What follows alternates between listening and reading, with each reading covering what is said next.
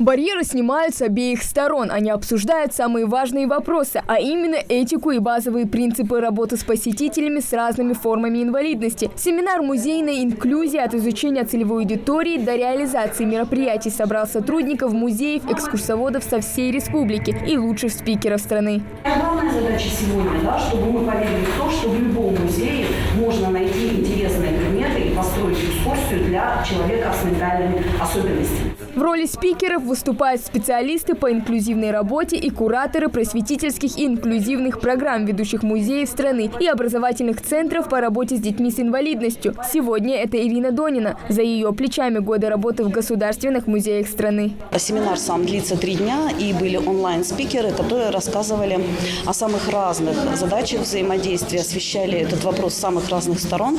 Но мне досталась самая замечательная, как я считаю, часть. Она практическая, поэтому мы будем говорить о конкретном взаимодействии с посетителем, имеющим ментальные особенности. 3 дня полной перезагрузки. Фатима Далакова прослушала предыдущие лекции с удовольствием. Но сегодняшней практике рада вдвойне. Женщина работает в Музее изобразительных искусств. Она понимает, насколько важно создать атмосферу общения и понимания, которая позволит способствовать стиранию границ между физическим недомоганием и стремлением познать мир во всех его проявлениях. Очень интересно было, потому что буквально недавно наш музей посещали люди с проблемами здоровья.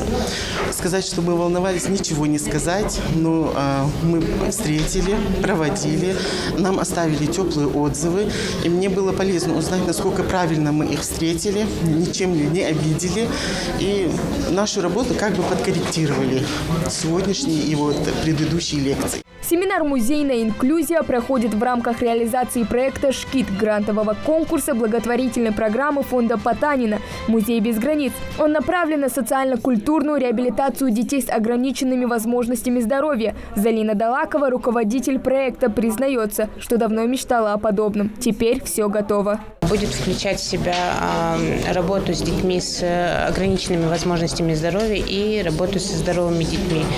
В клубе у нас будет до 20 детей, где 10 детей будут здоровы и 10 детей с ограниченными возможностями здоровья.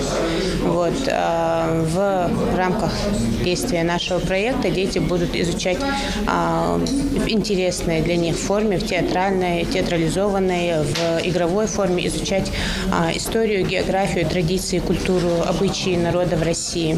Музей без границ – программа благотворительного фонда Владимира Потанина по поддержке специалистов и организаций, меняющих представления о роли музея в современном мире и делающих его открытым общественным институтом. В этом году грантовый бюджет конкурса в размере свыше 45 миллионов рублей выделят на реализацию 16 проектов по всей стране.